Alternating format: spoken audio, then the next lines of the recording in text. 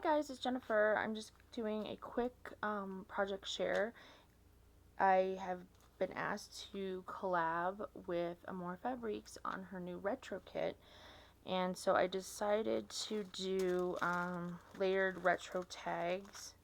I usually have products in my shop, like supplies, but I have been asked by several people to do handmade stuff in my shop because I do it on a custom order basis, so things usually either listed quickly or they're privately sold, and I've never really listed anything like this, so I thought I would try and see how it goes. Worth a shot anyway. So what I did was I took, and maybe I'll do a tutorial, I don't know. These are glassine bags that are 4 inches, or no, excuse, yeah, 4 inches by 6 1/4, and I just put little retro images, and they're all different. The tags are alteration tags, which are not vintage. The tags aren't vintage, they're a replica of a vintage, and then I scanned some retro patterns that my mom had. I have a example of one of the scans. So I did that, and there was a few different ones. And then I had a linen button scan, and then this is a top of an old vintage spool. And I cut out a dress form die. It's a way old one. I can't remember. I think it's a Sizzix, but it's an older one. And then that is a label from a shirt from the 50s, or a dress, party lines, something. I got that off of Pinterest because the labels I had weren't very cool. These are the vintage type flowers, and actually I don't think I have any here because I was making kits. Let me look. These are the vintage flowers you would see in like old corsages. I have a few of the buds, I think, right here. Come on. I used most of them, and I actually ended up having to get into the buds, which are these bud pieces, to finish a couple because I ran out. And then vintage buttons, which I think I showed in my last video. Oops. And then I took ladies, they were either the scans that I showed you, and then I wanted to kind of change it up, so I added a few. This was another pattern scan here, and I wanted to change it up. I got a set of, let's see, I think these are all the pattern scans, a set of like images. They were magazine images, and I think pattern images on some paper. And so I fussy cut some of those out to add. Sorry, I'm just checking my camera. Oops. For some reason it likes to go dark, but it still records. So anyway, I just want to make sure I'm in. So I got some of those also so I could change it up. And I put different little images on the outside of the bags. I used oxide inks. Oh, that's the purple.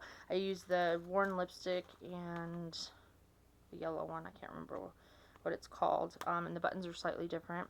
And then I took feed sack fabric or retro print fabric and cut out the dresses. And then added, like, I tried to just kind of I looked through a bunch of like 50s stuff and added. And then the paper is the Mod Retro Stack. I'll list it below if anyone wants to know. I love this one. This one's my favorite. It's a DCWV stack, I think. That's just basically the retro 50s. So I used that to cut out like the background pieces. And I glued everything using Fabri-Tac, so it would stay on. The only thing I don't like about the Fabri-Tac, which actually surprised me, is it kind of seeped a little on some of the buttons out of the side, and you can see it. And I don't really like that. I mean, it's not terrible unless you're really kind of, I don't know, I get picky. Like this one's okay. I can still see little pieces. Unless you're really looking, it's not awful, but I really don't like it. It bugs me like that. Like if you get a close-up picture, I don't know if there's a way to peel it off. I mean, I don't think most people I showed the tags to didn't notice it, so it wasn't too big of a deal. I don't think, but I don't know. I get to be a perfectionist and it bugs me. And I made 60 of these, so most of them, like that one's fine. That one's good. See, I like that one's perfectly good. And I tried to use littler dots after I noticed. Yeah. So anyway, those are my tags. They'll be in my shop. I'm selling them in sets of 2 with the bags. And then the other thing I'm doing, I just packaged them up, is making little retro like mini tag kits. So it's all the items to make these tags. So if you want to make them yourself or buy the stuff for something else. And I left the bags plain because the tag is so decorated. The back is plain for writing, but I don't know. I'm not a fan of super decorated bags and tags. I like either a decorated bag with a plain tag or vice versa, just because then it doesn't draw away from one or the other. It's not too cluttered. No two are alike. I really worked. I mean, they are all not flowers. Good. Some of the flowers are a little faded because they're older. But anyway, yeah, no two are alike. So I thought that was cool because they're all one of a kind. I didn't do I'm not an assembly line kind of person. I just don't work that way, which is kind of sometimes my downfall because it ends up taking a long time. Like when I do greeting cards, same way. I take forever because I don't assembly line style it. And so the only thing I did assembly line was gluing the pattern paper onto the alteration tag, and I really love that the Fabri-Tac doesn't show through. I really liked that. So those are the tags. And they will be in Selena's retro kit, and she did 40 this time. She normally does about 25. And then, like I said, I also have them in my shop. The other thing I wanted to show was my business cards that I made. I made new business cards. Here's a few, because I got those orders, and then I've gotten a few other orders, and I just really don't have my old business cards say I'm a manager. I have one that says a social media manager because I am that for the flower shop, which doesn't obviously apply to this. And then I was a store manager also. So none of those apply to what I do, but people always ask for my info. So I did 2 different styles of projects I've done, pictures. So there's a quilt, because I did start out in quilting. And then I did a layered image with it just has my Etsy shop, my YouTube, and my Instagram, my name. And then the backs have different, on these, have different retro print fabric that would be used in the quilting. That's a ring quilt, so that's what these are, and they're all sewn. And they're printed on 110-pound laser paper for those. And then these I love too. This is a Indian quilted pillow, and it's the same info, just in different color. And then the backs of these either have a vintage sari or the fabric that is on the back of pillows, typically Indian fabric.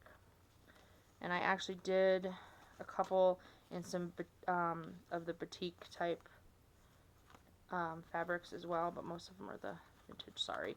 And I mean, holy cow, because if anyone's ever seen saris, I mean, they are 5 yards long.